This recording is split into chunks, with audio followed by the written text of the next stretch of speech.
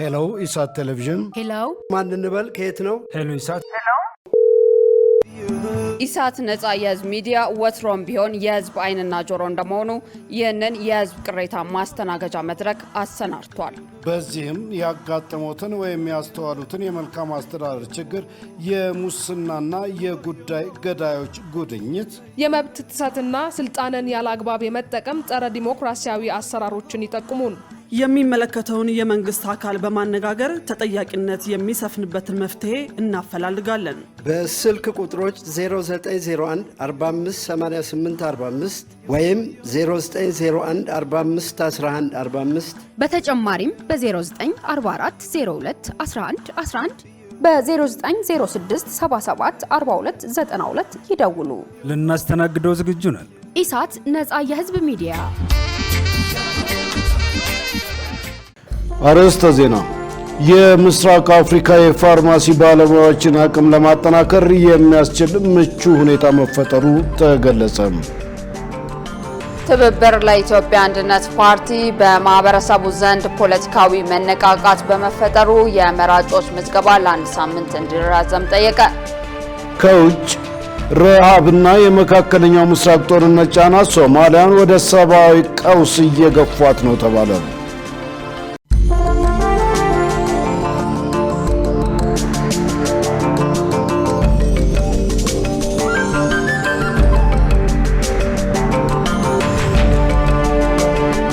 ጤና ይስጥልን ክቡራን ተመልካቾቻችን፣ ከኢሳት ነጻ የህዝብ ሚዲያ የሰዓቱን ዜና ይዘን ቀርበናል። ትዕግስት ተስፋዬና እኔም ደረጀ ይልማ ዜናውን ወደ እናንተ እናደርሳለን። ለምልክት ቋንቋው ደግሞ ሮቤል ሲልማ አብሮናል። አሁን ወደ ቀዳሚው ዜና አልፋለሁ። የምስራቅ አፍሪካ የፋርማሲ ባለሙያዎችን አቅም ለማጠናከር የሚያስችል ምቹ ሁኔታ መፈጠሩ ተገለጸም። ይህ የተገለጸው የምስራቅ አፍሪካ የፋርማሲ ባለሙያዎች ማህበር መቋቋሙ ይፋ በሆነበት ወቅት ነው። ትዕግስት ተስፋ ያዘጋጅተዋለች። ሙሉቀን ሰለሞን እንደሚከተለው ያቀርበዋል።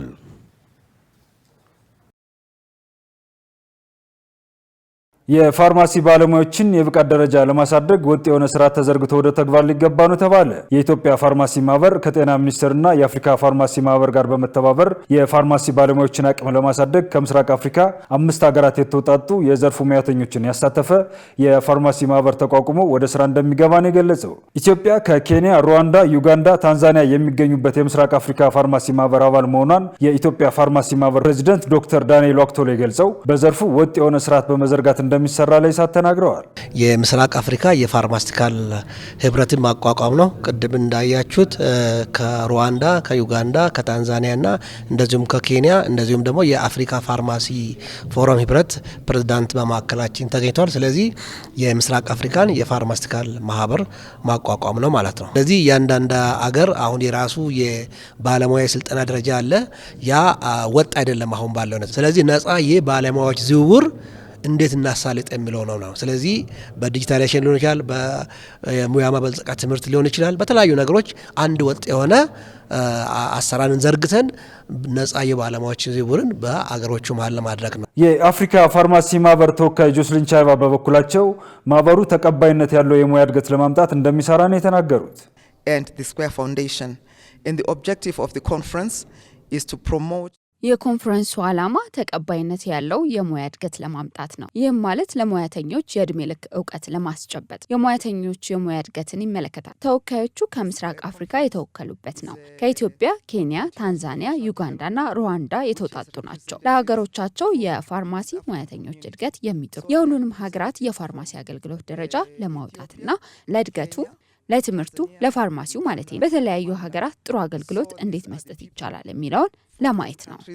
who are into continuous professional development for their professionals, the pharmacists in this particular. በጤና ሚኒስቴር የሰው ሀብትና ልማት መሪ ስራ አስፈጻሚ ያሰግድ ሳሙኤል በዚህ ወቅት እንዳሉት ኮንፈረንሱ የጤና ባለሙያዎች የጀመሩትን ስልጠናዎች በማጠናከርና የሀገራት ተሞክሮችን በመውሰድ የሚታዩ ክፍተቶችን ለማሻሻል ያግዛል ብለዋል። እንግዲህ በዚህ ኮንፈረንስ የተከታታይ ማገልገሎች የሚሰጡ የተለያዩ ተቋማት አሉ። የከፍተኛ ትምህርት ተቋማት አሉ፣ የሙያ ማህበራት አሉ፣ አጋር አካላት አሉ፣ የክልል ጤና ቢሮዎች አሉ፣ በተለያየ ደረጃ የመጡ ተወካዮች አሉ። ስለዚህ እነዚህ ሁሉ ባለሙያዎች አጠቃላይ የተከታታይ ማገልገሎች ለማጎልበት ለማጠናከር ባለድርሻ የሆኑ አካላት ተገኝተዋል። የተከታታይ ሙያ ማጉልበቻ እንደ ስርዓት ከመምጣቱም ባለፈ የሁሉም ጉዳይ አድርገን የምንወስደው ነው። ስለዚህ ሁሉም ሰው ጤና ተቋም ሲሄድ በጣም በተሻለ ባለሙያ አገልግሎት ማግኘት ይፈልጋል።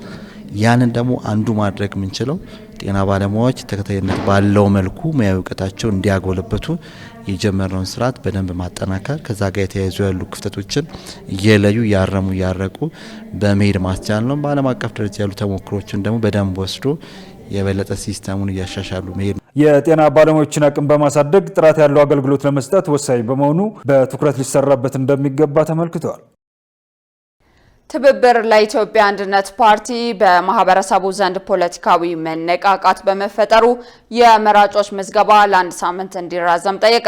በሌላ በኩል ትብብሩ 7ኛው ጠቅላላ የመራጮች ምዝገባ ሚያዝያ 14 ቀን 2018 ዓ.ም መጠናቀቁን የኢትዮጵያ ብሔራዊ ምርጫ ቦርድ በትናንትናው ዕለት ለመገናኛ ብዙሃን በሰጠው መግለጫ አስታውቋል። ሰላማዊት ሙልጌታ ተጨማሪ አላት።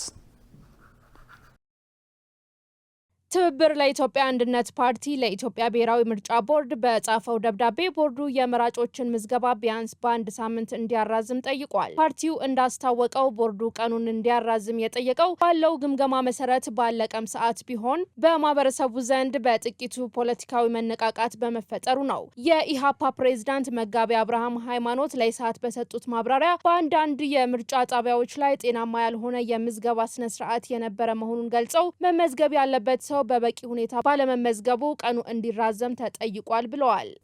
በአብዛኛውም ደግሞ በተገቢው የሚያስተናግዱ አስመራጮችም እንዳልነበሩ መረጃዎች አሉ።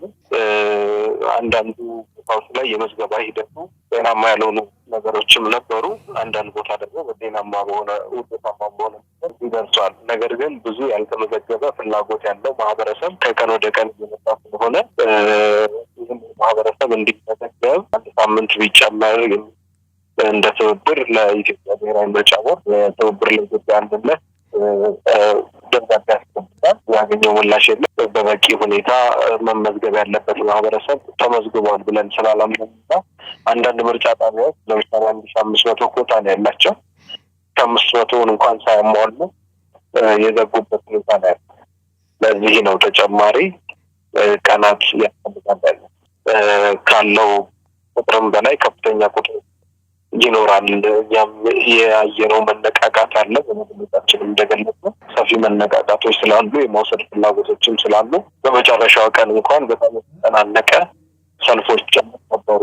ፓርቲው ይህንን ቢልም የ7ኛው ጠቅላላ ምራጮች ምዝገባ ሚያዝያ 14 ቀን 2018 ዓ.ም መጠናቀቁን የኢትዮጵያ ብሔራዊ ምርጫ ቦርድ በትላንትናው ዕለት ለመገናኛ ብዙሃን በሰጠው መግለጫ አስታውቋል። የቦርዱ ሰብሳቢ ሜላተወርቅ ኃይሉ በ7ኛው ጠቅላላ ሀገራዊ ምርጫ ላይ ለመምረጥ 50,514,000 ዜጎች በመራጭነት መመዝገባቸውን ገልጸዋል። ከ45 ሚሊዮን 10,000 በላይ የሚሆኑት ዜጎች በማንዋል የተመዘገቡ ሲሆን የተቀሩት በዲጂታል መንገድ የተመዘገቡ መሆናቸው ተናግረዋል። ዜጎች ከ48 ሺህ በላይ በሚሆኑ ቋሚና ጊዜያዊ የምርጫ ጣቢያዎች የተመዘገቡ ናቸው ያሉት ሰብሳቢዋ ከ195 ሺህ በላይ የምርጫ አስፈጻሚዎች መሳተፋቸውን ጠቁመዋል። ከዚህ በተጨማሪ ቦርዱ ለፓርቲዎች የአየር ሰዓት ክፍፍል፣ የእጩዎች ምዝገባ፣ የበጀት ድልድልና ሌሎች የሚጠበቁ ተግባራት ማከናወኑን አብራርተዋል። በ7ኛው ጠቅላላ ምርጫ የመራጮችን ምዝገባ እንዲያከናውኑ ከተከፈቱ ምርጫ ጣቢያዎች መካከል 22ቱ ህገወጥ ድርጊት በመፈጸማቸው ምክንያት ለመዘጋት ተዳርገዋል ሲል ቦርዱ አስታውቋል። ህብረት ስራ ማህበራትን ሁለገብ ለማድረግ እየተሰራ መሆኑ ተገለጸም። በሌላ በኩል የምግብ ሉዓላዊነትን በማስጠበቅ በኩል ማህበራት በአምራችነት እንዲሳተፉ በማድረግ የተሻለ ሚና እንዲጫወቱ እየተሰራ እንደሆነ የኢትዮጵያ ህብረት ስራ ኮሚሽን አስታውቋል።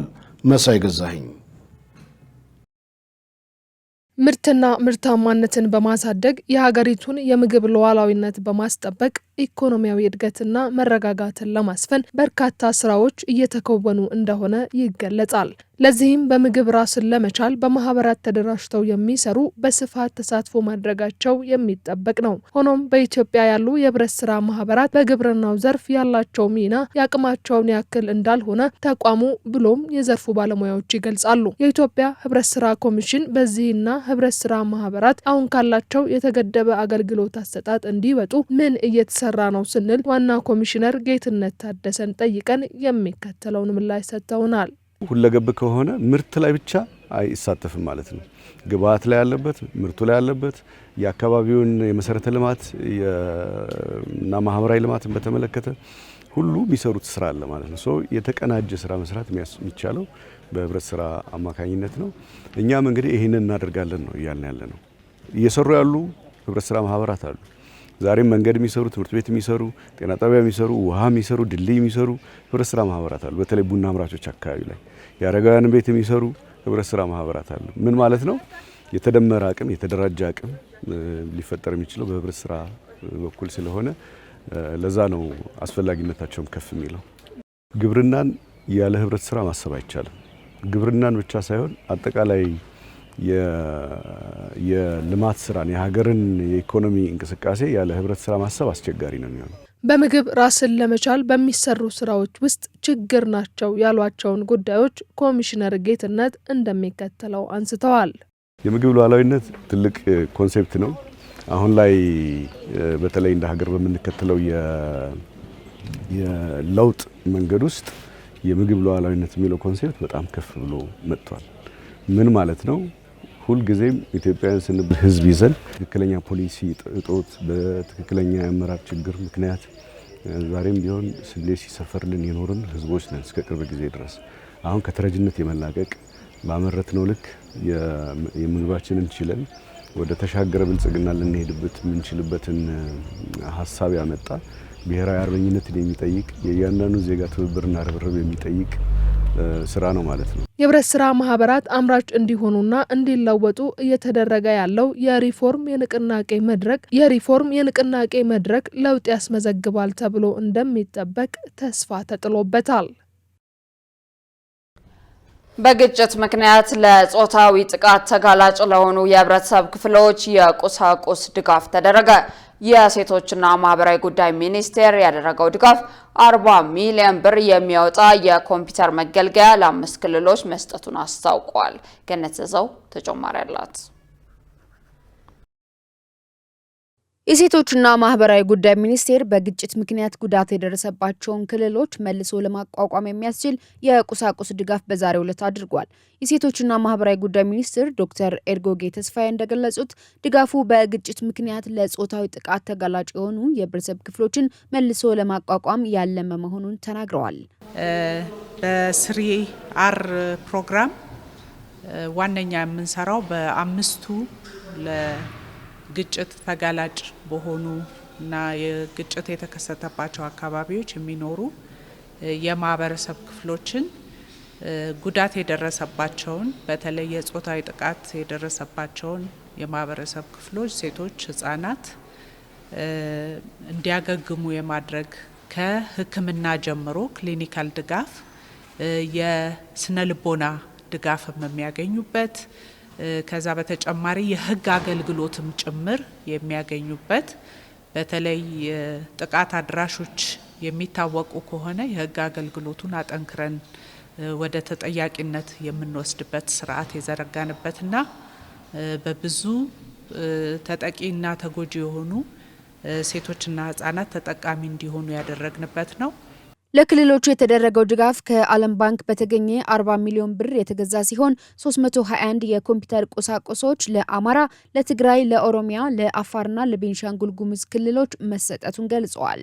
በተለይ ረጅም ጊዜ ለማገገም የጊዜ የሚወስዱ ጉዳቶች ሲሆኑ በአንድ ማዕከላት ብቻ አገልግሎት ሰጥተን መሸኘት አንችልም። ይህንን ጉዳት እስከ መጨረሻው ድረስ እንዲቀረፍላቸውና ወደ መደበኛ ህይወታቸው እንዲኖሩ ከማድረግ አንጻር በመጠለያዎች ውስጥ እንዲቆዩና የሙያ ስልጠናዎችን አግኝተው የራሳቸውን ቢዝነስ እንዲከፍቱ ወይም የራሳቸውን ስራ መፍጠር እንዲችሉ እና ገቢ ማግኘት እንዲችሉ አድርገን ነው ወደ ማህበረሰቡ የምናቀላቅላቸው። ይሄንን ስራ በዋነኛነት ክልሎቻችን ይዘው እየሰሩ ስለሆነ የክልል ቢሮዎቻችንን በዚህ አጋጣሚ ከልብ ማመስገን እፈልጋለሁ። እነዚህ ስራዎች ሲሰሩ እንግዲህ አንዱ ትልቁ አሳላጭ የሚሆነው የቴክኖሎጂ ስራዎች ወይም ደግሞ የግብአቶችን የማሟላት ስራ ነው። ከዓለም ባንክ በተገኘ ድጋፍ ለነዚህ 5ቱ ክልሎች የሚደረገውን ድጋፍ ርክብክብ ላይ ነው ዛሬ የተገኘ ነው። ወደ 40 ሚሊዮን ብር የሚያወጣ የቁሳቁስ ድጋፍ ነው። እነዚህም ላፕቶፖችን፣ ፕሪንተሮችን፣ የዴስክቶፕ ኮምፒውተሮችንና ፕሮጀክተሮችን ያካተተ ነው። የሴቶችን ጥቃት ለመከላከልና ጥቃት የሚያደርሰውን አካል አስተማሪ ቅጣት እንዲያገኝ ለማድረግ በትኩረት እየተሰራ መሆኑን ሚኒስትሯ ተናግረዋል። ክቡራን ተመልካቾቻችን ከኢሳት ነጻ የህዝብ ሚዲያ ዜናዎቻችን አሁንም እንደቀጠሉ ናቸው። በቀጣይነት የቢዝነስና ኢኮኖሚ መረጃዎችን ወደ እናንተ እናደርሳለን። ባልደረባችን ሰላማዊት ሙሉጌታ እየጠበቀችን ነው። ወደ መረጃዎቹ እናመራለን።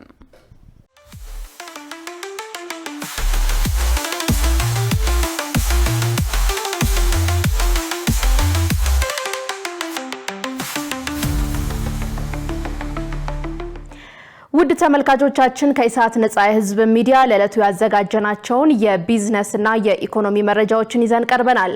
ከዘገባዎቹ ጋር ሰላማዊት ሙሉጌታ ነኝ። አብራችሁን ቆዩ።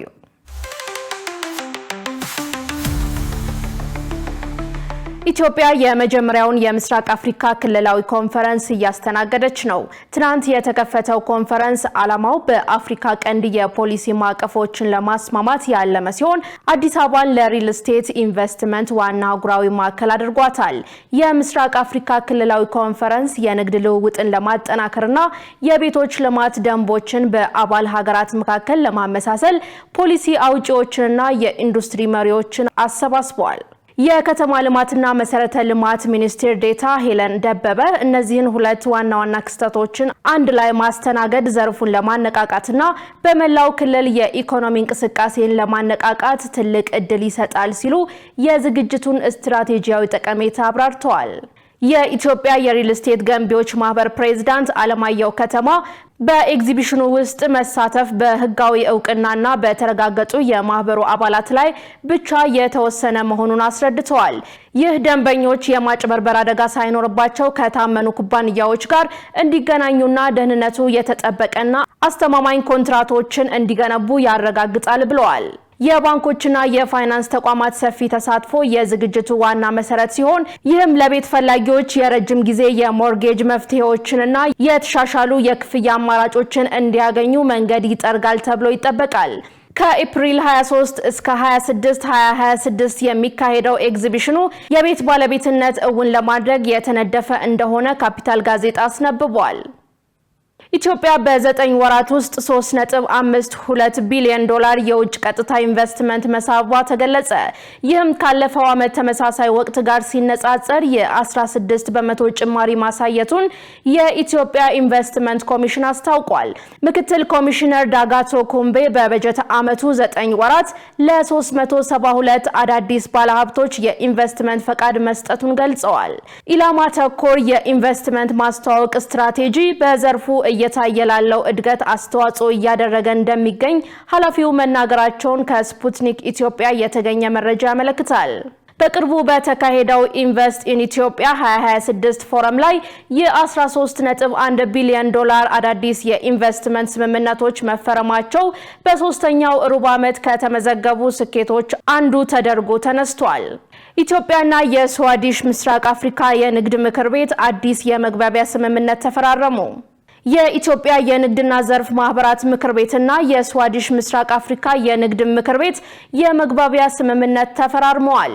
ስምምነቱን የተፈራረሙት የኢትዮጵያ የንግድና ዘርፍ ማህበራት ምክር ቤት ምክትል ፕሬዝዳንት ዶክተር አይናለም አባይነህና የስዋዲሽ ምስራቅ አፍሪካ ንግድ ምክር ቤት ሊቀመንበር ጆአቺም ዳቪድሰን ናቸው።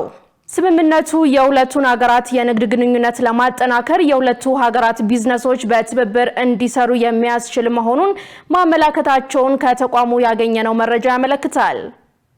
ከ890 ሚሊዮን ብር በላይ ግምታዊ ዋጋ ያላቸው የኮንትሮባንድ እቃዎች በቁጥጥር ስር ዋሉ።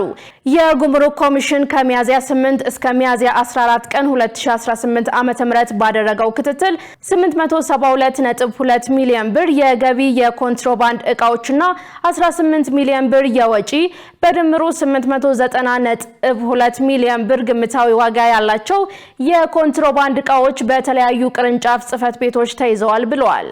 በቁጥጥር ስር ከዋሉት የኮንትሮባንድ እቃዎች መካከል አዳዲስና ልባሽ ጨርቆች፣ ኤሌክትሮኒክስ፣ የግብርና ምርቶች፣ የተሽከርካሪ መለዋወጫ፣ የመዋቢያ እቃዎች፣ ጫት፣ አደንዛዥ እጾች፣ መድኃኒት፣ ጥፍጥፍ ወርቅ፣ የተለያዩ ማዕድናት፣ ነዳጅ፣ የቁም እንስሳትና የውጭ ሀገር ገንዘቦች ይገኙበታል።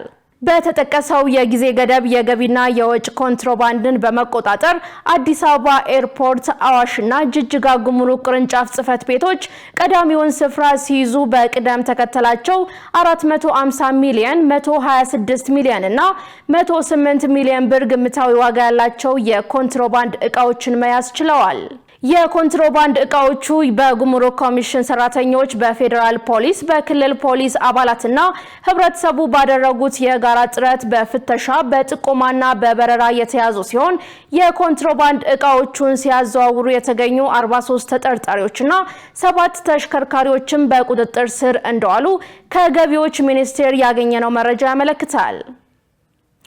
የኢትዮጵያ ካፒታል ገበያ ባለስልጣን ባይራ አክሲዮን ማህበር ወይም አርባ ምንጭ ውሃ ያለ ባለስልጣኑ እውቅናና ምዝገባ እያከናወነ ያለውን የአክሲዮን ሽያጭ ህዝቡ እንዳይገዛ በጥብቅ አሳስቧል። ባለስልጣኑ ባደረገው ክትትል አክሲዮን ማህበሩ የውሃ ፋብሪካ አቋቁማለሁ በሚል ያልተመዘገቡ አክሲዮኖችን ለሽያጭ በማቅረብ ላይ እንደሚገኝና አስፈላጊውን የቅድመ ማስታወቂያ ፍቃድ ሳያገኝ በማህበራዊ ሚዲያዎች ማስታወቂያ እያሰራጨ መሆኑን ነው የገለጸው።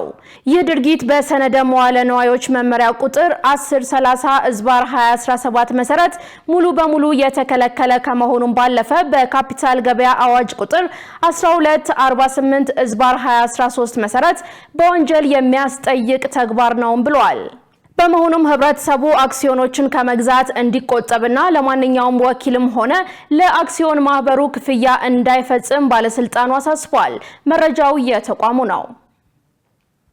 በሌላ ዜና የኢትዮጵያ የካፒታል ገበያ ባለስልጣን ከሉክሰምበርግ ግራንድ ዱቺ ኤምባሲ ልኡካን ቡድን ጋር ውይይት አደረገ።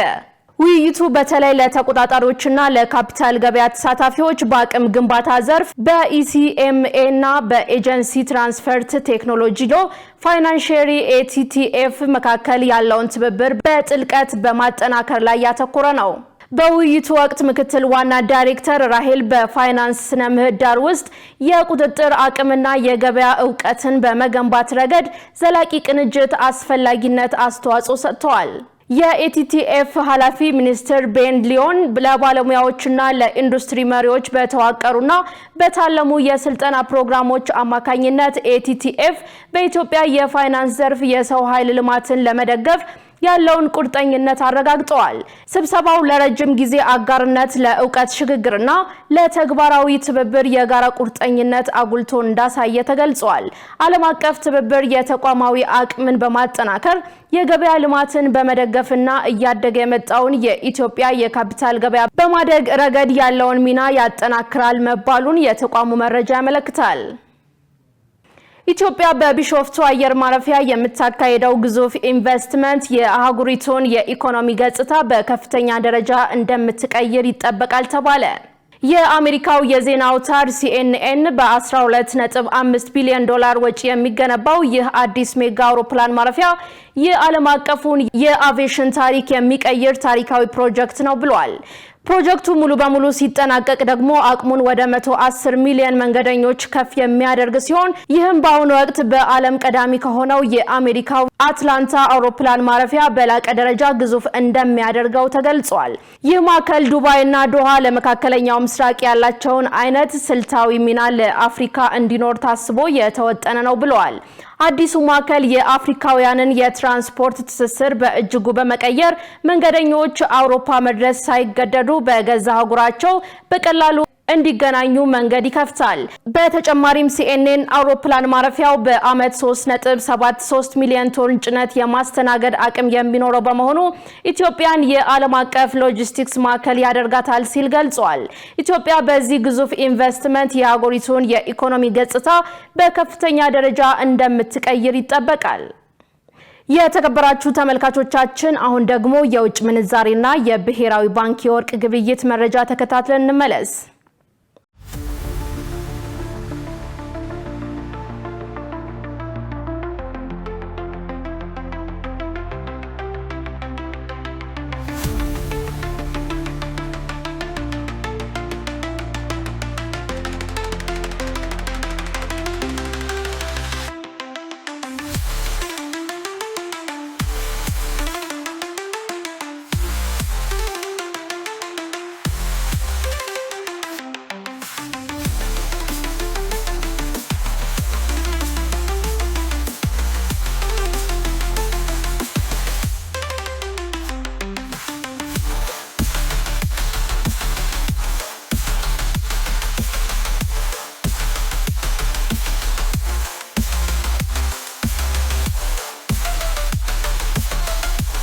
ተመልካቾቻችን ለዕለቱ የነበረን የቢዝነስና የኢኮኖሚ መረጃ በዚሁ ተጠናቋል። አሁን ደግሞ ወደ ዋናው ዜና ላሳልፋችሁ።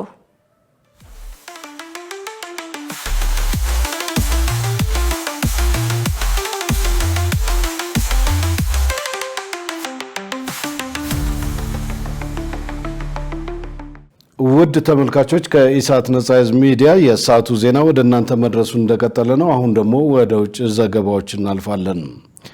ረሃብና የመካከለኛው ምስራቅ ጦርነት ጫና ሶማሊያን ወደ ሰብአዊ ቀውስ እየገፋት ነው ተባለ።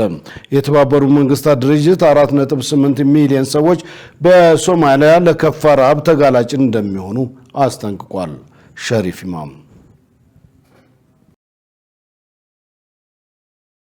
ሶማሊያ በዓለም ላይ ከፍተኛው የሰብአዊ ቀውስ እያስተናገደች ያለች ሀገር ሆናለች። ቀውሱ በተደጋጋሚ ድርቅ፣ በሀገር ውስጥ ግጭት፣ በተላላፊ በሽታና በኢኮኖሚ ቀውስ የታጀበ ነው። ከዚህ የተነሳም በተያዘው 2026 4.8 ሚሊዮን ሰዎች የሰብአዊ እርዳታ ያስፈልጋቸዋል ተብሏል።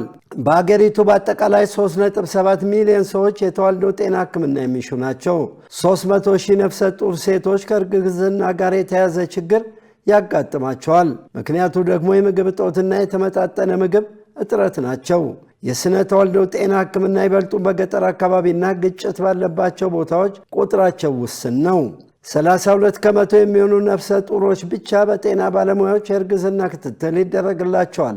በሶማሊያ 19 ከመቶ ብቻ የሚሆኑት የህዝብ ጤና ተቋማት ናቸው አገልግሎት እየሰጡ ያሉት ተብሏል። በ2026 2.5 ሚሊዮን ሴቶችና ወጣት ልጃገረዶች ለጾታ ተኮር ጥቃት የተጋለጡም ናቸው ተብሏል። ከመንግስት ጋርና ከብሔራዊ አጋሮች ጋር በመተባበር እንዲሁም ሴቶችና ወጣቶች የሚመሯቸው ድርጅቶች ከተባበሩት መንግስታት የስነ ህዝብ ፈንድ ጋር በመሆን በአገር ውስጥ ለተፈናቀሉ ሰዎች ህይወት አድን ድጋፍ እያደረጉ ነው። ድጋፉ እየተደረገ ያለው በ14 የሶማሊያ ወረዳዎች ነው። ድጋፉ ጾታዊ ተኮር ጥቃቶችን ከመከላከል አንስቶ መሰረታዊ የስነ ተዋልዶ ጤና አገልግሎትን ያካተተ ነው።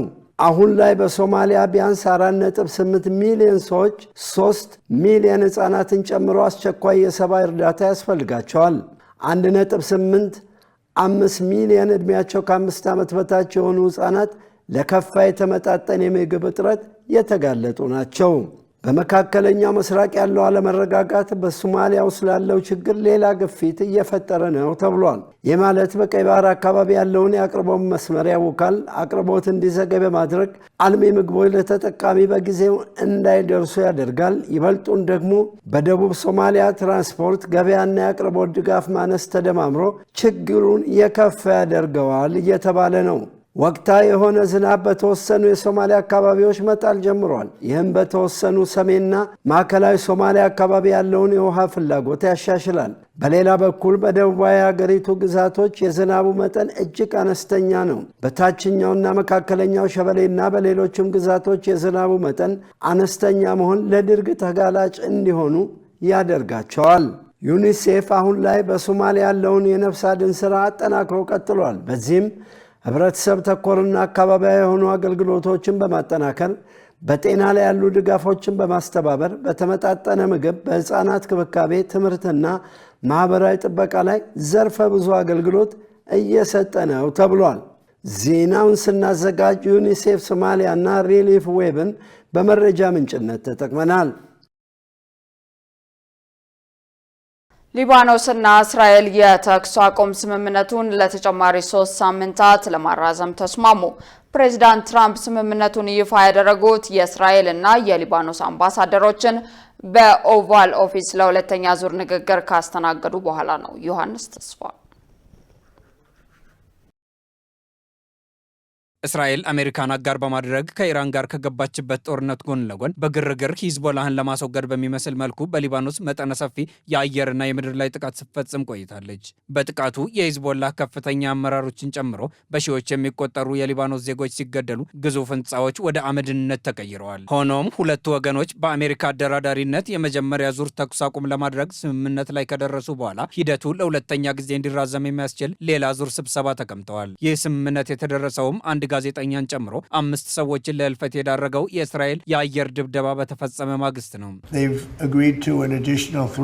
ለተጨማሪ 3 ሳምንታት ተኩስ ላለማካሄድ የተኩስ አቁም ለማድረግና ዳግም ላለመጋጨት ተስማምተዋል። እስኪ ውጤቱን ነው። ይህ እንደሚሳካ ተስፋ እናደርጋለን። ይህ በመካከላቸው ሊከሰት የሚገባው አይደለም። እነርሱ ሊያስቡ የሚገባው ስለ ሂዝቦላህ ነው። ትራምፕ ጋር በኦቫል ኦፊስ የተገኙት የእስራኤል አምባሳደር የሂኤል ላይተር እስራኤልና ሊባኖስ ከምንጊዜውም በላይ ለትብብር መቃረባቸውን ገልጸዋል። ለሰላም ጥረቱ መሳካትም ፕሬዚደንት ትራምፕንና ምክትል ፕሬዚዳንት ጄዲ ቫንስን አመስግነዋል። እስራኤል ከሊባኖስ ጋር ሰላምን ትፈልጋለች፣ እንዲሁም ለዜጎቿ ደህንነትን ትሻለች። ሀገሪቱን ሂዝቦላ ተብሎ ከሚጠራው መጥፎ ለማላቀቅ ከሊባኖስ መንግስት ጋር በአንድነት እንቆማለን። ክቡር ፕሬዚደንት፣ በእርሱ አመራር ስር ኢራን እጅግ በመዳከሟ ሂዝቦላህን የማዳከምና ሊባኖስን ከነሱ ወረራ ነጻ የማውጣት እድሉ አሁን ሆኗል። ስለዚህ በእርሱ አመራር ስር ሆነን በቅርብ ጊዜ በእስራኤልና በሊባኖስ መካከል ሰላምን በይፋ እንደምናረጋግጥ ተስፋ እናደርጋለን። ለተሰጠንም እድል እጅግ እናመሰግናለን። በዋሽንግተን የሊባኖስ አምባሳደር የሆኑ ናዳን አማዴህ ሞሃባድ በበኩላቸው ወቅቱን ታሪካዊ ሲሉ የገለጹ ሲሆን በአሜሪካ ድጋፍ ወደፊት መሻሻል እንደሚመጣ ያላቸውን ተስፋ ተናግረዋል። ትራምፕ ከኢራን ጋር የሚደረግ ማንኛውም ስምምነት ሂዝቦላን ጨምሮ በክልሉ ያሉ አሸባሪ ቡድኖችን መደገፍ ማቆምን እንደሚጠይቅ በድጋሚ አረጋግጠዋል። ፕሬዚዳንቱ በሶሻል ሚዲያ ባሰፈሩት መልእክት ስብሰባው በጥሩ ሁኔታ መጠናቀቁን ገልጸው አሜሪካ ሊባኖስ ራሷን ከሊባኖስ እንድትከላከል እንደምትረዳ አስታውቀዋል። በኢራን የሚደገፈውና በውይይቱ ላይ ያልተሳተፈው ሂዝቦላ የእስራኤልን ጦር የመቃወም መብት እንዳለው ይገልጻል። ትራምፕ የእስራኤሉ ጠቅላይ ሚኒስትር ቤንያሚን ኔታንያሁና የሊባኖሱን ፕሬዚዳንት ጆሴፍ አዩን በቅርቡ ለማስተናገድ ጥረት እንደሚያደርጉ በማሳወቅ በሁለቱ ወገኖች መካከል በዚህ ዓመት የሰላም ስምምነት ላይ ለመድረስ ከፍተኛ እድል እንዳለም ጠቁመዋል። ሂዝቦላህን ብትመለከቱ ሁሉም በእነሱ ላይ የተባበረ ይመስላል። ስለዚህ ሁለቱም ወገኖች በዚህ ረገድ እጅግ የተባበሩ ናቸው። ሰላም ለመፍጠር በጣም ጥሩ እድል አለ ብዬ አስባለሁ። የተኩስ አቁም ስምምነቱ በዚህ ሳምንት መጨረሻ ሊያበቃ የነበረ ቢሆንም በአጠቃላይ በሁለቱም ወገን ያለው የኃይል እርምጃ ቀንሷል። ሆኖም የእስራኤል ጦር የደህንነት ቀጠና ብሎ በሚጠራው በደቡብ ሊባኖስ አካባቢ ግጭቶችና የአየር ድብደባዎች ቀጥለዋል። የእስራኤል ጦር ለሊባኖስ ነዋሪዎች ወደዚህ ቀጠና እንዳይገቡ በተደጋጋሚ ማስጠንቀቂያ ሲሰጥም ተደምጧል። ሊባኖስ የወደፊት ንግግሮች በእስራኤል ጦር መውጣት፣ በታሰሩ የሊባኖስ ዜጎች መፈታትና የየብስ ድንበር ማካለል ላይ እንደሚያተኩሩ ገልጻለች። የእስራኤል ዋነኛ ትኩረት ግን ጦሯን ከማስወጣት ይልቅ ሂዝቦላህን ከአካባቢው መንቀል ላይ ያተኮረ ነው። ቤሩት አንድ ዓመት ሂዝቦላህን በሰላማዊ መንገድ ትጥቅ ለማስፈታት ስትሞክር ቆይታለች። የሊባኖስ ባለስልጣናት እንደሚሉት ከሆነ ሂዝቦላህ በመጋቢት 2 ጥቃት ካደረሰ በኋላ እስራኤል በከፈተ መልሶ ማጥቃት እስካሁን 2500 ገደማ ሰዎች ተገድለዋል። ዜናውን ስናጠናቅር ሮይተርስ እና ኒውዮርክ ፖስትን ዋቢያችን አድርገናል። ውድ ተመልካቾች ከኢሳት ነጻ ሕዝብ ሚዲያ የሰዓቱ ዜና ወደ እናንተ መድረሱ እንደቀጠለ ነው። አሁን ደግሞ የስፖርት ዘገባዎችን ወደ እናንተ የምናደርስበት የአየር ጊዜ ላይ ደርሰናል። ሙሉ ቀን ሰለሞን ይጠብቀናል። ወደዛው እንለፍ። ለጤንነት ለምት ለወዳጅነት ሰላም ጤና ይስጥልን ተመልካቾቻችን፣ ከኢሳት ነጻ የሕዝብ ሚዲያ ለዕለቱ ያዘጋጀናቸውን የስፖርት መረጃዎች ይዘን ቀርበናል። ከመረጃዎቹ ጋር ሙሉቀን ሰለሞን ነኝ። የሸገር ደርቢ የፊታችን እሁድ ይካሄዳል። ተጠባቂው የሸገር ደርቢ የኢትዮጵያ ፕሪሚየር ሊግ የኛ ሳምንት ተስተካካይ ጨዋታ የፊታችን እሁድ ሚያዝያ 18 ቀን 2018 ዓ.ም ከቀኑ 9 ሰዓት ጀምሮ በአዲስ አበባ ስቴዲየም ይደረጋል። ሁለቱ ቡድኖች እኩል 27 ጨዋታዎች የተጫወቱ ሲሆን ኢትዮጵያ ቡና በ38 ነጥብ 7ኛ፣ ቅዱስ ጊዮርጊስ በ35 ነጥብ 10ኛ ደረጃ ላይ ተቀምጠዋል። ኢትዮጵያ ቡና ካሸነፈ ነጥቡን 40 በማድረስ ከተከታዮቹ ያለውን የነጥብ ልዩነት የሚያሰፋ ሲሆን ፈረሰኞቹ ካሸነፉ 7ኛ ደረጃ ላይ ይቀመጣሉ። ከጨዋታው ቀደም ብሎ ከ6 ሰዓት ተኩል እስከ 7 ሰዓት ከ20 የሁለቱ ክለቦች የቀድሞ ተጫዋቾች የወዳጅነት ጨዋታ ለ40 ደቂቃ እንደሚያደርጉ አወዳዳሪው አካል አስታውቋል።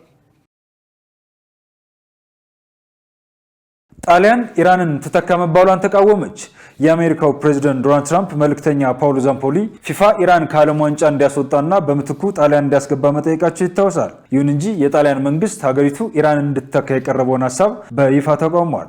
የጣሊያን ኦሎምፒክ ኮሚቴ ፕሬዝዳንት ሉቺያኖ ቦንፊግሊዮ በሰጡት ቃል ይህን ጥያቄ እንደ ስድብ ነው የሚወስዱ ያሉ ሲሆን የዓለም ዋንጫ ተሳትፎ በችሎታና በጠንካራ ስራ ነው መሆን ያለበት ሲሉ ከሀሳቡ በተቃራኒ ቆመዋል። የሀገሪቱ ስፖርት ሚኒስትር አንድሪያ ቦዲ በበኩላቸው ይህ አስፈላጊ አይደለም፣ ሜዳ ላይ ነው ማለፍ ያለብን ብለዋል። የጣሊያን የኢኮኖሚ ሚኒስትር ጆርጌት ደግሞ ዜናው በራሱ አሳፋሪ ነው፣ በዛ መንገድ ከሄድን አፍራለሁ ሲሉ ተደምጠዋል። 48 ቀናት በቀሩት በአሜሪካ ሜክሲኮና ካናዳ በጋራ ለሚዘጋጁ የ3ኛው ዓለም ዋንጫ ዶናልድ ትራምፕ ከይፋ በተቃራኒ የተለያዩ ሀሳቦችና ውሳኔዎችን እያሳለፉ ይገኛሉ። ማይክል ካሪክ በቋሚነት ሊቀጥሉ እንደሚችሉ ተገለጸ። አሰልጣኝ ማይክል ካሪክ ማንቸስተር ዩናይትድን በጊዜያዊነት ተረክበው ጥሩ ጊዜ እያሳለፉ ይገኛሉ።